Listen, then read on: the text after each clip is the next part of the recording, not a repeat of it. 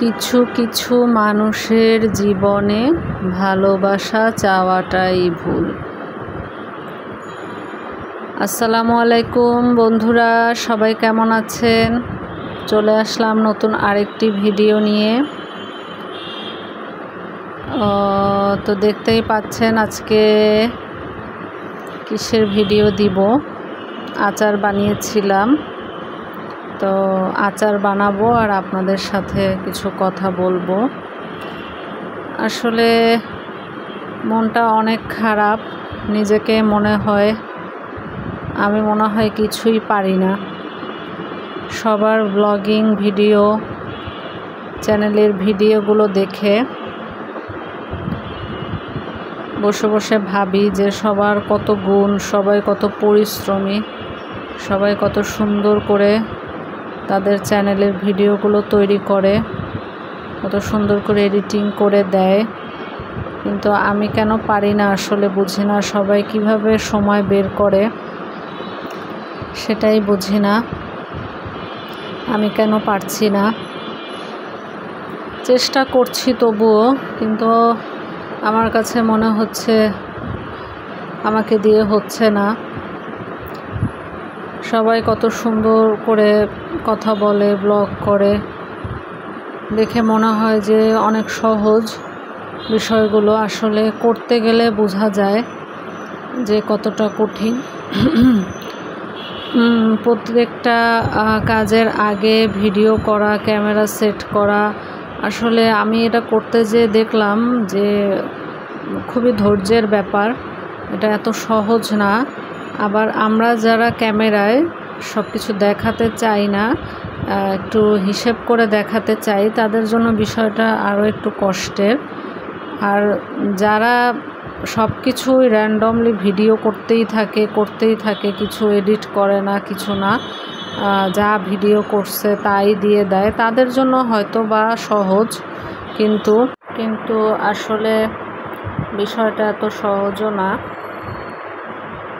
কিন্তু আমার খুব ইচ্ছা ছিল যে ইউটিউবে দেখি কিছু একটা করতে পারি কি না। কিন্তু বিষয়টা আসলে তো ইজি না। আপনাকে যে কোনো কাজেই সময় এবং শ্রম আগে দিতে হবে, তারপরে আপনি সেটা থেকে হয়তো বা একটা সময় যে আল্লাহ চাইলে সেখান থেকে কিছু পাবেন।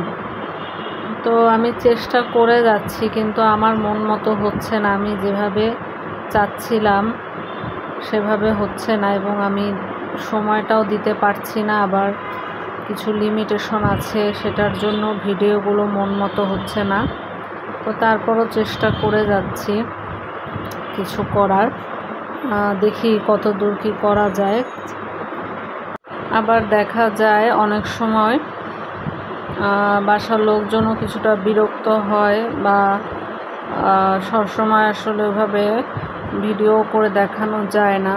তো অনেক চিন্তা ভাবনা করেছিলাম যে আমি আসলে কী নিয়ে ইউটিউবিংটা করব, সেরকম কিছু চিন্তা করেও বের করতে পারিনি। তাই আসলে যতটুকু দেখাতে পারি, যতটুকু লং ভিডিও যদি দেওয়ার সুযোগ থাকে ওইভাবে দেই, কিন্তু আমার সে ডেইলি আসলে দেওয়াটা সম্ভবও হয় না। তবে শর্টস ভিডিওগুলো আমি দিচ্ছি, এবং মোটামুটি ভালোই সাড়া পাচ্ছে, আলহামদুলিল্লাহ, খারাপ না। কিন্তু লং ভিডিওটা বেশি দেওয়া হচ্ছে না। তবে আসলে আমি যদি হাল ছেড়ে দেই তো দিলামই হাল ছেড়ে, সেখান থেকে আমি হেরে চলে আসলাম। জীবনে অনেক কিছুতেই হেরে গেছি, হেরে ফিরে চলে আসছি, কিন্তু আসলে আর হারতে চাচ্ছি না। কারণ এটা আমার হাতের মুঠে আছে যে আমি পারবো করতে, তাই আসলে এটাকে চুজ করেছি করার জন্য। এখন যদি এখানেও আমার বাধা আসে, দেখা যাবে যে আমি আর কিছুই করার সেরকম মোটিভেশন পাবো না। আর অনেককেই দেখি অনেক লিমিটেশনের ভেতরেও সুন্দর ভিডিও করছে, থাম্বনেল সুন্দর দিচ্ছে। তারা আসলে অনেক পরিশ্রমী, এটা মানতেই হবে। তো এই আর কি, এই কথাগুলো আপনাদের সাথে শেয়ার করলাম। আর এই আচারটা আমের কুচি আচার বানিয়েছিলাম। এই আমের কুচি আচারটা আমার বানাতেও ভালো লাগে, দেখতেও খুব সুন্দর হয় এবং খেতেও খুবই মজা হয়। তবে একটা সমস্যা হয়ে গিয়েছিল, আমি আদা রসুন বাটাটা আমি তেলের ভিতরে ভাজতে চেয়েছিলাম, কিন্তু সেটা আসলে ভুলে আমি আর তেলের ভিতরে দেইনি, ওই আচারের সাথে মিশিয়ে ফেলেছিলাম। তো সেজন্য আমি আচারটা আবার তেলের ভিতরে, আবার বোম্বাই মরিচটাও আমি তেলের ভিতরে একটু ভেজে নিতে চাচ্ছিলাম, কিন্তু সেই দুইটা জিনিসই আমি ভুলে গিয়েছি তেলের ভিতরে দিতে। তো সেজন্য আমাকে এই আচারটা তেলের ভিতরে কিছুক্ষণ জাল করতে হয়েছে, না হলে এই আচারটা আসলে এভাবে বানায় না। এটা ওই তেলটার ভিতরে আরেকটু মশলা বা এগুলো গরম করে এই মাখানো আচারটার ভিতরে উপরে তেলটা ঢেলে দেয়, এটাই আসলে এই আচার বানানোর সিস্টেম। কিন্তু আমার আসলে ওটা একটু ভুল হয়ে গিয়েছে, এজন্য আচারটা একটু শেষে ভর্তা ভর্তা হয়ে গিয়েছিল। কারণ আমি ওই আচারটা ঠিক সময় উঠালে বা ঠিক সময় যদি এটা করতে পারতাম, তাহলে আমার আচারগুলো একটু শক্ত শক্ত আমগুলো থাকতো। তাও একদম খারাপ হয়নি, ভালোই হয়েছে। তবে এই বোম্বাই মরিচগুলা একটু প্রবলেম করেছে, কারণ আমি দেখলাম এই বোম্বাই মরিচগুলোর ভিতরের বিচিগুলো কালো হয়ে গেছে।